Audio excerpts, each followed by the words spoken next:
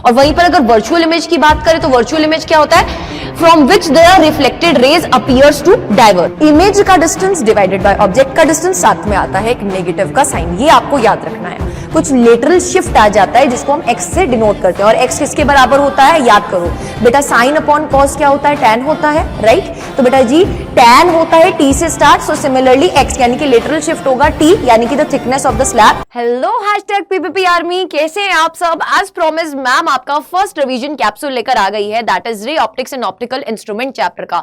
बहुत important chapter है, high weightage रखता है, यहां से भर भर के क्वेश्चंस बनते हैं, चाहे हम लॉन्ग क्वेश्चन की बात करें, चाहे हम 3 मार्कर क्वेश्चन की बात करें, या फिर हम बात करें 1 मार्क्स क्वेश्चन की। आपको इस चैप्टर में से मैक्सिमम क्वेश्चंस देखने को मिलते हैं आपके बोर्ड एग्जाम्स में। और अगर हम नीट एग्जाम की भी बात करें तो ये चैप्टर बहुत ही इंपॉर्टेंट है और हाई वेटेज रखता है। तो let us start with no more delays. 20 minute का टाइमर लगा लीजिए एंड मेक श्योर कीजिएगा कि आप अपनी कुर्सियों की पेटियों को बांध रहे हैं, बिकॉज अब हम उड़ान भरने वाले हैं, रॉकेट रिवीजन करने वाले हैं इस चैप्टर की। इससे पहले मैं एक छोटा सा इंपॉर्टेंट आपको इंफॉर्मेशन और देना चाहूंगी कि ये तो सिर्फ 20 मिनट का एक छोटू सा रिवीजन है बेटा। जिस बच्चे को इस चैप्टर के बारे में कुछ भी नहीं पता होगा वो भी बहुत अच्छे से समझ पाएगा इस रिवीजन को, बट जिसको बहुत ही ज्यादा डिटेल में पढ़ना है, जो अभी तक बिल्कुल जीरो लेवल पर बैठा है, जो ये समझता है कि यार मैं खुद से रिवाइज नहीं कर सकता हूं, तो फिर क्यों करते हो? आपकी ब्रह्मास्त्र सेशन लेकर आपकी फिजिक्स कॉर मैम आपके साथ जुड़ने वाली है, only and only on your favourite channel, that is NCERT NEET Adda 24/7, 8 फरवरी को सुबह 11 बजे। बट आपको पता है ना यार, एक छोटू सा प्रेजेंट मार्क करने का टारगेट दिया है आपको, सो मेक श्योर दैट आप उस टारगेट को पूरा कर रहे हैं। एंड फिर हम मिलते हैं यार इस धमाकेदार सेशन में। फिजिक्स ब्रह्मास्त्र को जाकर अभी से बेटा जी नोटिफाई कर दीजिए, यानी कि नोटिफाई मी पर क्लिक कर दीजिएगा तो आपको नोटिफिकेशन ऑन हो जाएगा। एंड साथ ही साथ आपको मिनिमम अपना 1000 प्रेजेंट का टारगेट मार्क करना है बेटा जी बिफोर स्टार्टिंग दिस सेशन। तो चलिए लेट अस स्टार्ट बेटा जी, रे ऑप्टिक्स की कहानी को स्टार्ट करते हैं।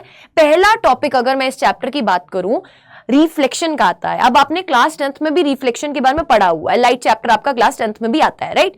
तो सिंपल रिफ्लेक्शन होता क्या है? जब भी आपके पास रे ऑफ लाइट किसी भी मटेरियल पर फॉल करती है और वो बाउंस बैक हो जाती है टू द सेम मीडियम। सो बेटा जी नॉर्मल और इंसिडेंट रे के बीच का एंगल ऑफ इंसिडेंस कहलाता है, नॉर्मल और रिफ्लेक्टेड रे के बीच का एंगल ऑफ रिफ्लेक्शन कहलाता है। और लॉज ऑफ रिफ्लेक्शन में सबसे पहला लॉ क्या कहता है? That is incident ray, normal and reflected ray ये सब एक प्लेन में लाई करते हैं। दूसरा लॉ कहता है कि एंगल ऑफ इंसिडेंस और एंगल ऑफ रिफ्लेक्शन क्या होते हैं? बराबर होते हैं, दे आर इक्वल। ठीक है, तो आप ये दोनों लॉज को बहुत इजीली समझ भी सकते हैं और 10वीं से ही बेटा आप जानते हैं।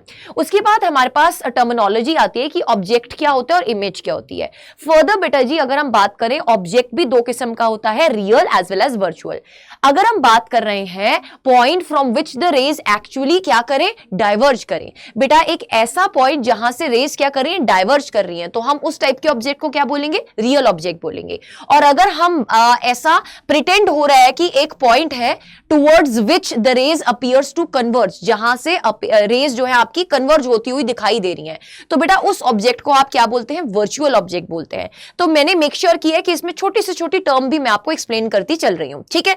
नेक्स्ट अगर हम बात करें image, image is basically what बेटा, जब भी आपके पास अगर आप बात कर रहे हैं रिफ्लेक्टेड रेज की या फिर रिफ्रैक्टेड रेज की, डिपेंडिंग अपॉन आप मिरर के विद रिस्पेक्ट टू इमेज को समझ रहे हैं या फिर आप समझ रहे हैं लेंसेज के विद रिस्पेक्ट टू इमेज को, तो आपको ये चीज समझ में आनी चाहिए कि मिनिमम 2 रेज का इंटरसेक्शन चाहिए आपको अगर आप इमेज को ऑब्जर्व करना चाहते हैं, ठीक है? सो अगर हम बात करें, the point image for a mirror is that point towards which the rays are reflected from the mirror actually converge, यानी कि जब एक्चुअली किसी पॉइंट पर रेज कन्वर्ज होती हुई दिखाई देती हैं तो उसको हम रियल इमेज के नाम से जानते हैं। और वहीं पर अगर वर्चुअल इमेज की बात करें तो वर्चुअल इमेज क्या होता है? From which the reflected rays appears to diverge, यानी कि जहां से रेज डाइवर्ज होती दिखाई दे, फैलती हुई दिखाई दे, तो बेटा that will be a virtual image. जहां पर एक्चुअल जाकर इंटरसेक्शन हो रही है, that is forming a real image. I hope ये छोटी छोटी टर्मिनोलॉजीज आपको क्लियर हो गई हैं। अब हम बात करते हैं characteristics of reflection by a plane mirror. अब अगर प्लेन मिरर के सामने बेटा कोई ऑब्जेक्ट पड़ा है और आप उसकी इमेज देखना चाहते हैं, तो आपको ये चीज क्लियर होनी चाहिए कि जितना डिस्टेंस ऑब्जेक्ट का प्लेन मिरर से होता है उतना ही सेम डिस्टेंस इमेज का प्लेन मिरर से होता है। So this distance is equal basically, ठीक है? And the size of the image is same as that of the object. जितने साइज का ऑब्जेक्ट है उतने ही साइज का आपका ऑब्जेक्ट के ही साइज का आपका इमेज होता है अगर आप प्लेन मिरर में रिफ्लेक्शन को स्टडी कर रहे हैं। ठीक है, आई होप इतना आपको क्लियर हो चुका है। नेक्स्ट अगर हम बात कर रहे हैं बेटा, for a fixed incident light ray if the mirror be rotated through an angle of theta the reflected ray turns through an angle of 2 theta in the same sense. इसका क्या मतलब है? अगर बेसिकली हम बोलें कि थोड़ा सा और पेचीदा सा कॉन्सेप्ट आ गया, अगर हम बोलेंगे सीबीएसई वाला जो पेपर है वो थोड़ा सा और मुश्किल बन गया, थोड़ा सा हाई लेवल और चला गया, तो बेटा आपको एक चीज याद रखनी है कि अगर रोटेशन का कॉन्सेप्ट साथ में इंक्लूड कर दें ईदर इंसिडेंट रे के या फिर मिरर्स के, तो कैसे कहानी चल सकती है। अगर हम बात कर रहे हैं कि हमने इंसिडेंट रे को क्या कर रखा है, फिक्स कर रखा है, एंड हम मिरर को रोटेट कर रहे हैं कितने एंगल से, थीटा एंगल से। अगर हमने इंसिडेंट रे को फिक्स कर रखा है, जिस मिरर पर फॉल कर रही है इंसिडेंट रे, उसको हमने थीटा एंगल से क्या किया, रोटेट किया, तो बेटा जो आपकी रिफ्लेक्टेड रे होगी ना वो 2 थीटा से रोटेट होगी सेम ही सेंस में। यानी कि अगर आपने मिरर को थीटा से रोटेट किया है क्लॉकवाइज डायरेक्शन में, तो आपका रिफ्लेक्टेड रे भी 2 थीटा से रोटेट हो जाएगा same in the clockwise direction, अगर आपने इंसिडेंट रे को फिक्स कर रखा है। ठीक है, अब आपके पास कभी कभी ना मल्टीपल इमेजेस के कॉन्सेप्ट के ऊपर भी क्वेश्चन बन सकता है। मैं फिर से बोलूंगी, ये कुछ ऐसे कॉन्सेप्ट हैं जो मैं थोड़े से हाई लेवल इंक्लूड कर रही हूं इसमें। रीजन बीइंग बेटा जब पेपर को थोड़ा सा हाई लेवल बनाना होता है ना, तो यार ऐसे क्वेश्चंस पूछ लिए जाते हैं जो आपकी कंपटीशन की प्रेपरेशन को भी चेक करते हैं। तो वो कुछ 30% जो कॉम्पिटेंसी बेस्ड क्वेश्चंस है ना, वो इन क्वेश्चन से भी बन सकते हैं। सो प्लीज ध्यान से सुनिएगा। अगर आपके पास कोई 2 मिरर्स हैं और वो इंक्लाइंड है बेटा किसी थीटा एंगल पर, तो आपको सबसे पहले क्या फाइंड करना है, 360 डिवाइडेड बाय थीटा करते हुए एक m की वैल्यू फाइंड कर लेनी है। ठीक है, अब आप कभी कभी यार वो शोरूम में जाते होंगे ना कपड़े खरीदने के लिए, तो वहां पे ड्रेसिंग रूम में बहुत सारे मिरर्स लगे होते हैं और आपको अपनी बहुत सारी चमचमाती हुई तस्वीरें दिख रही होती हैं, तो आपका मन कर ही जाता है यार ये वाली ड्रेस अच्छी लग रही है, इसको ले ही लेता हूं या ले ही लेती हूं, है ना। तो यार ये वही कॉन्सेप्ट है मल्टीपल इमेजेस वाला।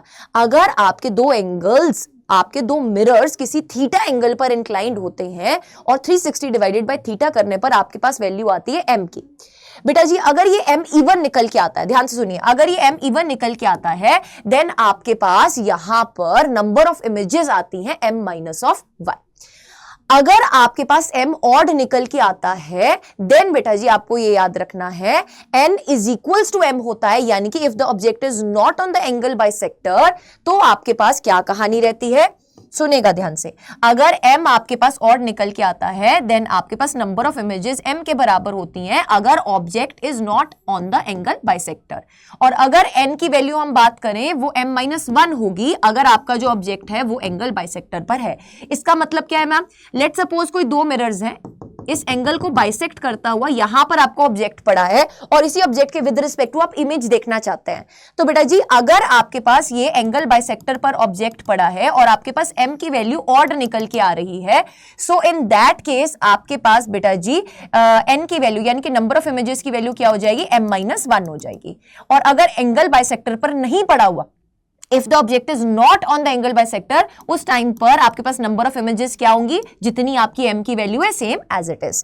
मैं दोबारा से एक बार बेटा इस चीज को बता रही हूं ताकि आप कंफ्यूज ना हो। अगर m की वैल्यू इवन निकल के आती है उस टाइम पर नंबर ऑफ इमेजेस बेटा डायरेक्ट आप लिख देंगे कितनी, m-1। अगर आपके पास m ऑड निकल के आता है तो यहां से 2 पॉसिबिलिटीज आ जाती हैं। अगर आपके पास ऑब्जेक्ट एंगल बाइसेक्टर पर है, एंगल बाइसेक्टर पर है, और अगर आपके पास object is not on angle bisector. अगर object is not on angle bisector उस टाइम पर आपके पास n की वैल्यू कितनी निकल के आती है, m के बराबर।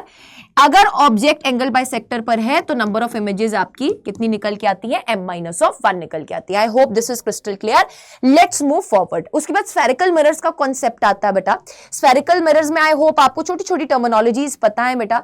एक स्फीयर को ही अगर हम लेट सपोज कोई छोटा सा पोर्शन कंसिडर कर लें, ये वाला मिरर आपने देखा होगा, अगर आप स्पून का अंदर वाला हिस्सा देख रहे हो केव जैसा दिखाई देता है, that is basically the concave mirror. With respect to the pole हम सारे डिस्टेंसेस को मेजर करते हैं। सी आपके पास सेंटर ऑफ कर्वेचर होता है, the centre of the sphere इसको भी बोलते हैं। एफ यानी कि फोकस होता है बेटा जहां पर पैरेलल रेज ईदर कन्वर्ज करती हैं या वहां से डाइवर्ज करती हुई दिखाई देती हैं। अब मिरर फॉर्मूला का कॉन्सेप्ट आता है छोटा सा, 10वीं में भी आपने पढ़ रखा है, 1/f = 1/v v plus 1 upon u, where f is the focal length, v is the image, u is the object distance. Right? उसके बाद अगर हम बात करते हैं ट्रांसवर्स मैग्निफिकेशन की, तो मैग्निफिकेशन का in the case of mirrors formula क्या रहता है बेटा?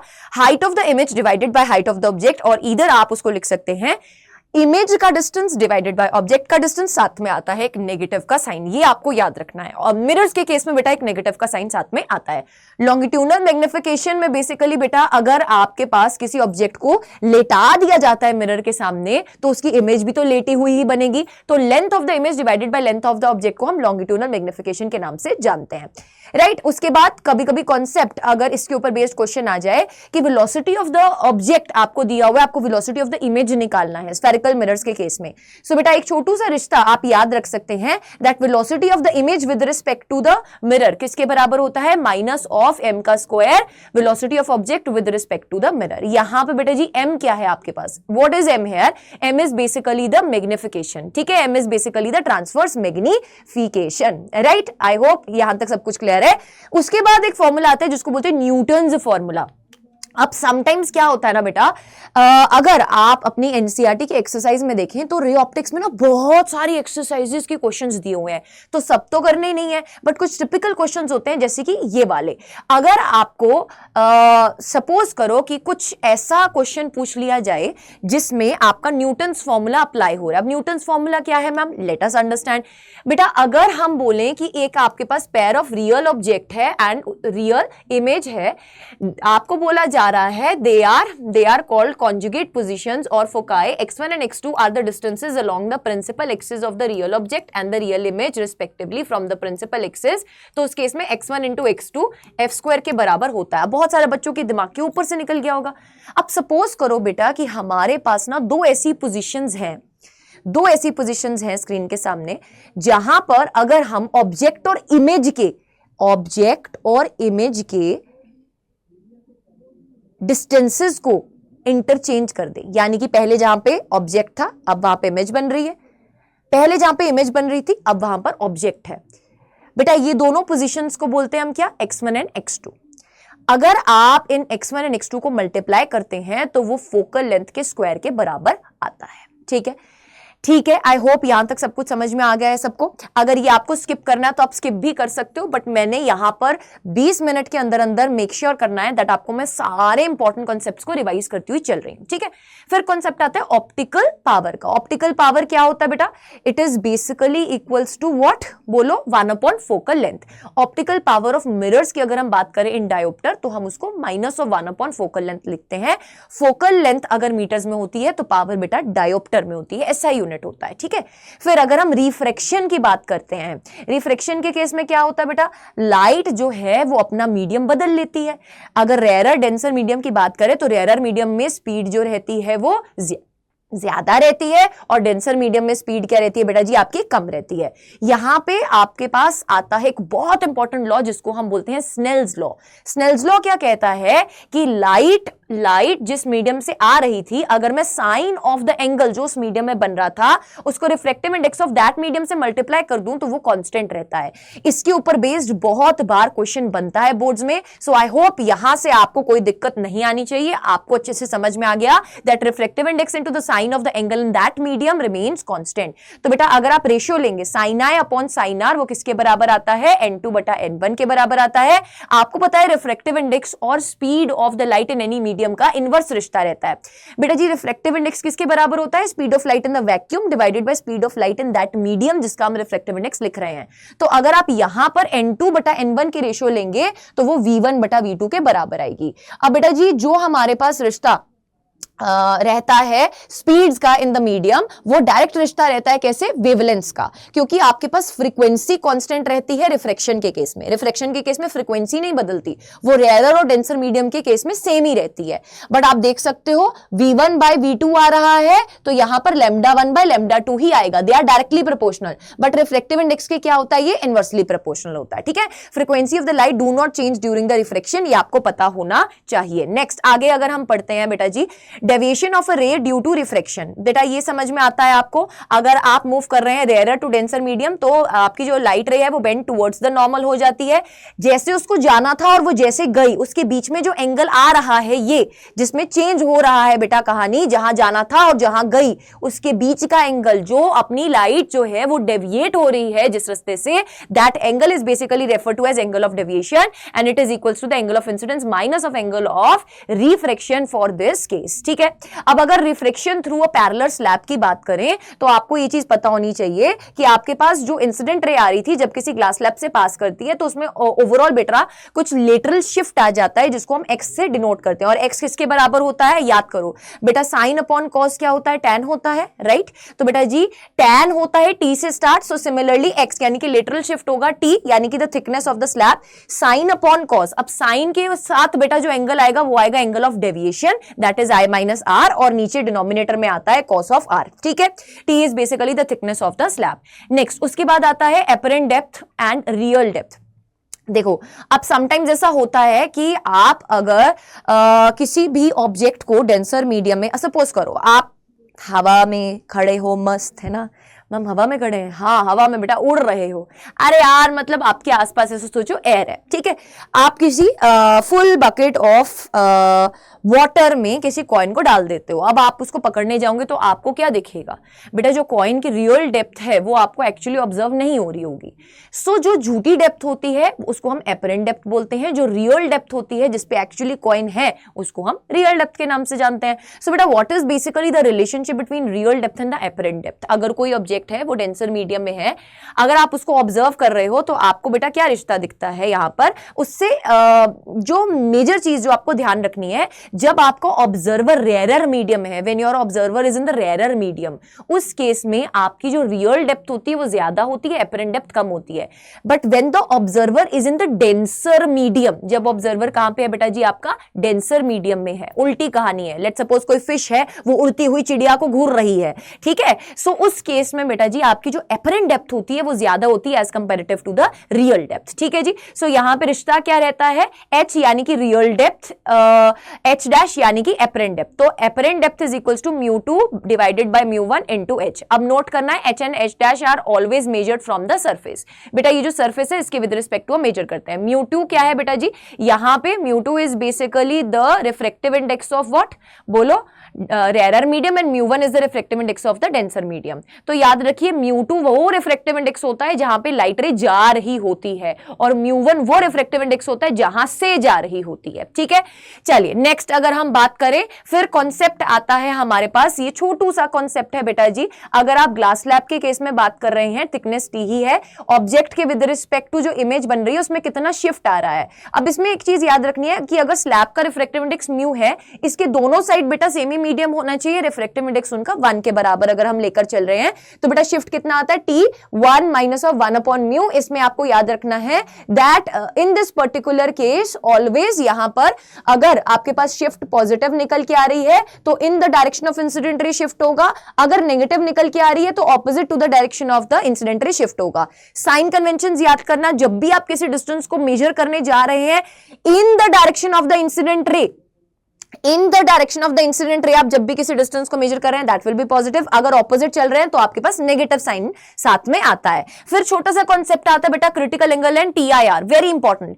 अब यहां पे सिंपल सी कहानी, दो कंडीशंस इंपॉर्टेंट टीआईआर के लिए, जब भी light denser to rarer travel करती है तो आप टीआईआर ऑब्जर्व कर सकते हैं, और जब भी angle of incidence greater than the critical angle होता है। What is critical angle ma'am, critical angle वो एंगल होता है जब जहां पर आपकी लाइट अगर इंसिडेंट होती है डेंसर टू रेयरर मीडियम जाते टाइम तो आपके पास एंगल ऑफ रिफ्रैक्शन 90 डिग्री के बराबर होता है, लाइट एकदम सरफेस को चमचमाती हुई जाती है, यानी कि ग्रेजिंग कंडीशन आ जाती है। ठीक है, so these are basically the conditions of TIR जो आपको याद रखनी है। और क्रिटिकल एंगल बेटा sine inverse of mu R divided by mu D होता है। Mu R is basically the refractive index of the rarer medium and mu D is the refractive index of the denser medium.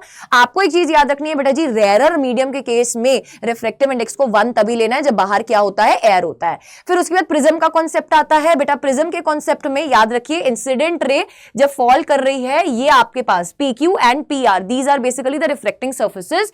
Reflecting surfaces के बीच वाले angle को आप angle of prism बोलते हैं। बेटा जी जब आपके पास इंसिडेंट रे फॉल कर रही है यहां पर पहले सरफेस में, रेयर टू डेंसर जाती हुई बेंड टुवर्ड्स द नॉर्मल हो जाएगी, फिर डेंसर टू रेयर जाती हुई bend away from the normal हो जाएगी। जैसे उसको जाना था और जैसे वो गई, उन दोनों के बीच के एंगल को हम डेविएशन एंगल से जानते हैं। बेटा डेविएशन का एक छोटू सा पिद्दू सा फॉर्मूला जो आपको याद रखना है, that is angle of incidence plus angle of emergence, angle of incidence plus angle of emergence minus of R1 plus R2। अब ये R1 प्लस R2 किसके बराबर होता है बेटा? एंगल ऑफ प्रिज्म के बराबर होता है। ये आपको चीज याद रखनी है, ठीक है। देन अगर आप variation of angle of incidence और डेविएशन को देखते हैं तो बेटा याद रखना जैसे जैसे एंगल ऑफ इंसिडेंस बढ़ता जाता है डेविएशन की वैल्यू गिरती जाती है। फिर एक ऐसा वैल्यू आता है जिसमें डेविएशन मिनिमम हो जाती है, उसके बाद बेटा जी जब आप एंगल ऑफ इंसिडेंस को बढ़ाते हैं तो डेविएशन लगातार बढ़ती चली जाती है। So this is basically the case जो आपको याद रखना है। ये अनसिमेट्रिक यू शेप बनता है, this curve is very important, इसके ऊपर क्वेश्चन आता है और इसी कर्व के ग्राफ को बनाने के बाद आपको पॉइंटर्स इसमें मेंशन करने होंगे जो मैं बोल चुकी हूं ऑलरेडी, ठीक है। अब बेटा अगर थिन प्रिज्म का केस है यानी कि एंगल ऑफ प्रिज्म अगर लेस देन और इक्वल टू 10 डिग्री है, उस केस में डेविएशन n-1 इंटू a के बराबर आप लिख सकते हो। मिनिमम डेविएशन के केस में दो तीन चीजें इंपॉर्टेंट है, एंगल I एंगल E के बराबर हो जाता है। आप डेल्टा को डेल्टा m से रिप्लेस करते हैं, आपकी जो लाइट है वो अंदर प्रिज्म के अंदर पैरेलल हो जाती है किसके? बेस के। ये चीज आपको याद रखनी है बेटा जी। So these are some conditions जो आपको याद रखनी है। और एंगल ऑफ अगर आप refractive index angle of prism और डेविएशन के बीच का रिलेशन देखें तो बेटा ये आपके पास मिनिमम डेविएशन के केस में आता है that refractive index of the prism is sine a plus delta m divided by 2 sine of a by 2, ठीक है जी। I hope you remember this. Next आपके पास डिस्पर्शन वाले टॉपिक से एज सच सिलेबस में कोई क्वेश्चन नहीं पूछा जाता है, ये टॉपिक सिलेबस में नहीं है, रिड्यूस हो चुका है। बट आप बस इतना याद रखो जब भी एक व्हाइट लाइट प्रिज्म पे फॉल करती है ना बेटा तो रिफ्रैक्टिव इंडेक्स और वेवलेंथ का इनवर्स रिश्ता होता है, ठीक है। रेड कलर की वेवलेंथ सबसे ज्यादा है, उसको रिफ्रैक्टिव इंडेक्स सबसे कम फील होगा, रिफ्रैक्टिव इंडेक्स सबसे कम फील होगा तो उसको डेविएशन भी सबसे कम फील होगी। तो जब व्हाइट लाइट पास कर रही है प्रिज्म से तो रेड कलर की डेविएशन सबसे ज्यादा होगी, वॉयलेट की डेविएशन सबसे मैक्सिमम होगी। सो डिस्पर्सिव पावर की बात करें अगर हम, या फिर हम बात करें बेटा जी एंगुलर डिस्पर्शन की, दीज आर सम टर्मिनोलॉजीज जो मैंने विद फॉर्मूलाज इसमें ऐड कर दी हैं, आप इसको एक बार रीड कर लीजिएगा। बट एज सच इसमें से क्वेश्चन आने के चांसेस नहीं है, ठीक है। सो इसको हम स्किप करते हुए चल रहे हैं। फिर अगर refraction at the spherical surfaces देखें, रेयर टू डेंसर जा रहे हो या डेंसर टू रेयर जा रहे हो, डेरिवेशन वाली वीडियो में मैंने इसके बारे में ऑलरेडी फुल कंप्लीट करवा दिया हुआ है, बट फिर से आपको समझा रही हूं। रेयर टू डेंसर जा रहे हो, डेंसर टू रेयर जा रहे हो, सिर्फ तब फर्क पड़ेगा बेटा, कॉनकेव, कॉन्वेक्स, रियल, वर्चुअल, इसके फर्क नहीं पड़ेगा। रेयर टू डेंसर जाने पर बेटा आपके पास फॉर्मूला क्या रहता था, बोलो, μ2 divided by v minus μ1 divided by u, μ2 minus μ1 divided by r, where μ2 is the refractive index of the denser, μ1 is the refractive index of the rare. अगर आप डेंसर और रेयर मीडियम को इंटरचेंज कर दें, यानी कि आपकी जो लाइट है वो डेंसर टू रेयर जा रही है, रेयर टू डेंसर जाने की बजाय, तो बेटा जी आप इसी फॉर्मूला में μ2 μ1 को क्या कर देते हैं, इंटरचेंज कर देते हैं। फिर आपके पास आता है lens formula. Lens formula mirror formula से कैसे अलग है बेटा जी? लेंस फॉर्मूला में यहां पर नेगेटिव का साइन आता है, मिरर में यहां पर पॉजिटिव आता था। लेंस फॉर्मूला में होता है 1/v minus 1/u is equals to 1/f। बेटा उसके बाद इसी से एक बहुत इंपॉर्टेंट फॉर्मूला निकल के आता है, लेंस मेकर फॉर्मूला से ही बेसिकली लेंस फॉर्मूला निकल के आता है। Lens maker formula is basically the relationship between the focal length, refractive index and the radius of curvatures.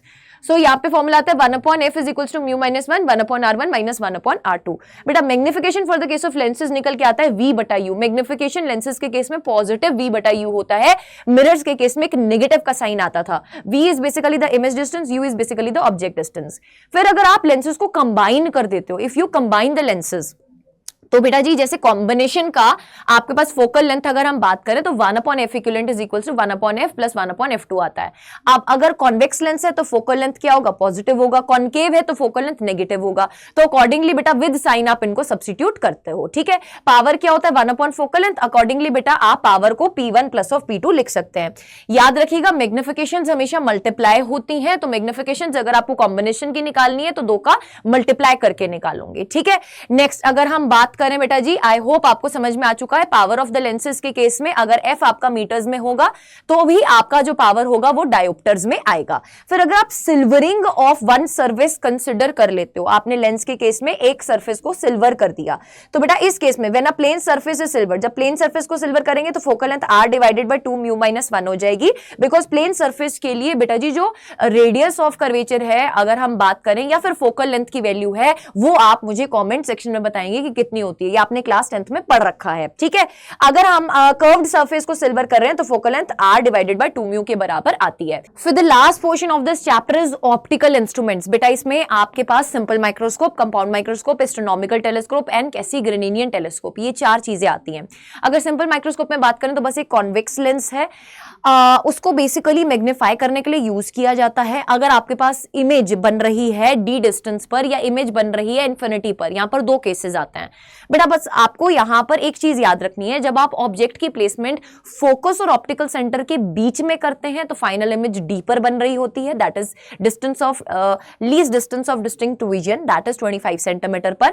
और अगर आप ऑब्जेक्ट को प्लेस करते हैं फोकस पर तो फाइनल इमेज आपकी इन्फिनिटी पर बन रही होती है। बेटा सिंपल माइक्रोस्कोप के लिए जब आपके पास फाइनल इमेज डी डिस्टेंस पर बन रही होती है, मैग्निफिकेशन 1 + d/f निकल के आती है, और जब आपके पास इमेज इन्फिनिटी पर बन रही होती है तो मैग्निफिकेशन d/f निकल के आती है।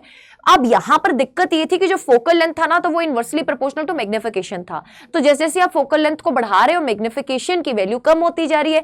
अगर आप फोकल लेंथ की वैल्यू को कम कर रहे हो तो मैग्निफिकेशन बढ़ती जा रही है। तो मैग्निफिकेशन को बढ़ाने के लिए किसी हद तक ही हम फोकल लेंथ को कम कर सकते थे। सो यहां पर ये माइक्रोस्कोप फेल हो जाता है और हम नेक्स्ट माइक्रोस्कोप की तरफ चलते हैं, that is compound microscope. Compound microscope में 2 तरीके के लेंसेज होते हैं, that is objective and eyepiece. दोनों होते कॉन्वेक्स लेंसेज ही हैं, बट जो ऑब्जेक्टिव रहता है बेटा जी उसकी focal length as well as अगर हम अपर्चर की बात करें वो छोटा रहता है, बिकॉज हम नियर बाय ऑब्जेक्ट्स को वहां पर मैग्नीफाई करके देखना चाहते हैं। वहीं पर अगर आप एस्ट्रोनॉमिकल टेलीस्कोप में बात करें तो ऑब्जेक्टिव और आईपीस इंटरचेंज हो जाते हैं। वहां पर जो ऑब्जेक्टिव रहता है बेटा उसकी जो फोकल लेंथ और अपर्चर रहती है वो बड़ा रहता है। रीजन बीइंग चंदा मामा जी को आपको देखना है तो चंदा मामा जी ऐसा बाजू वाली गली में नहीं है ना, दूर है ना, सो दैट इज व्हाई उसको हमें ऑब्जेक्टिव को फोकल लेंथ जो है एस्ट्रोनॉमिकल टेलीस्कोप के केस में बड़ा लेना पड़ेगा, ठीक है। नेक्स्ट अगर हम यहां पे बात करें जब इमेज फॉर्म्ड होती है इन्फिनिटी पर तो मैग्निफिकेशन अब देखो -v0/u0 d divided by ue के बराबर आता है। अब बेटा जो ue है वो अननोन है, ठीक है, तो हम कोशिश करते हैं कि हम फोकल लेंथ की टर्म्स में इसको लिखें। तो अगर आपके पास फाइनल इमेज बन रही है इन्फिनिटी पर तो उस केस में आप फॉर्मूला को किस तरीके से लिख सकते हैं, -v0/u0 ये रहता है बेटा जी आपके पास क्या बोलो, मैग्निफिकेशन ऑफ द ऑब्जेक्टिव। इसको आप मल्टीप्लाई करते हो मैग्निफिकेशन ऑफ द आईपीस के साथ जिसकी वैल्यू होती है d divided by fe। Overall magnification negative निकल के आती है। अगर आप मैग्नीफाइंग पावर की बात कर रहे हो या मैग्निफिकेशन की बात कर रहे हो, फाइनल इमेज जब डी डिस्टेंस पर बन रही है तो डी डिस्टेंस के लिए बेटा जैसे यहां पर 1 + d/f आता था, यहां पर भी बेटा 1 + d/f e आएगा, where fe is the focal length of the eyepiece, right. अब यहां पर ना आप ट्यूब लेंथ को एडजस्ट कर सकते हो, रीजन बीइंग ट्यूब लेंथ को एडजस्ट करने से बेटा हम वो जो फोकल लेंथ को एडजस्ट करने पर मैग्निफिकेशन को बढ़ा रहे थे या कम कर रहे थे ना सिंपल माइक्रोस्कोप में, वो यहां चीज सॉर्ट हो जाती है। सो ट्यूब लेंथ को एडजस्ट करने से we get the magnification as required, ठीक है। Tube length is basically the distance between the 2 lenses that is objective and the eyepiece। इसके बारे में इन डिटेल मैं आपको ब्रह्मास्त्र सेशन में पढ़ाऊंगी, तो आप मेक श्योर करना कि जुड़े रहिए। If you are new to this channel don't forget to subscribe. Next अगर एस्ट्रोनॉमिकल टेलीस्कोप की बात करें तो इसके लिए नॉर्मल एडजस्टमेंट वाला केस इंपॉर्टेंट रहता है जिसमें मैग्निफिकेशन -f0/fe के बराबर निकल के आती है। अगर डी डिस्टेंस पर बन रही है बेटा जी आपके पास फाइनल इमेज तो उस केस में आपको याद रखना है मैग्निफिकेशन f0/fe 1 + fe/d निकल के आती है। यहां पर d डिवाइडेड बाय fe था, यहां पर fe डिवाइडेड बाय d आता है। ये फॉर्मूला बच्चा गलत करता है, इसको आपको गलत नहीं करना है, ठीक है। अगर हम इसी केस में जब फाइनल इमेज बन रही है इन्फिनिटी पर ट्यूब लेंथ की बात करें तो ट्यूब लेंथ f0 + fe बनकर आता है, बिकॉज ऑब्जेक्टिव का जो इमेज बन रहा होता है वो आईपीस के फोकस पर पड़ा है, तभी फाइनल इमेज इन्फिनिटी पर बन रही है। तो ट्यूब लेंथ यहां पर f0 + fe निकल के आता है। बट जब आपके पास फाइनल इमेज d डिस्टेंस पर बन रही है उस टाइम पर ट्यूब लेंथ आपके पास F0 प्लस ऑफ UE निकल के आता है। So this is all about this chapter. I hope you enjoyed a lot and आपने सुपरफास्ट तरीके से बेटा रिवाइज कर लिया है। सो अब मेक श्योर कीजिए कि आप ब्रह्मास्त्र सेशन में जरूर से ज्वाइन कर रहे हैं, बिकॉज इस सेशन में आपको सारे चैप्टर्स इन डिटेल पढ़ाने वाली हूं मैं। So I am hoping to see you all. Make sure that you hit the like icon बेटा जी, बिकॉज वो बहुत मैटर करता है। एक छोटा सा आपका contribution towards your educator help करता है हमें भी बूस्टअप रहने में। एंड इस पूरे कंप्लीट सेशन का पीडीएफ अगर आपको चाहिए तो आप टेलीग्राम चैनल को जरूर से ज्वाइन करें। कमेंट सेक्शन में लिंक मैंने ऑलरेडी पिन करवा दिया है। Stay tuned.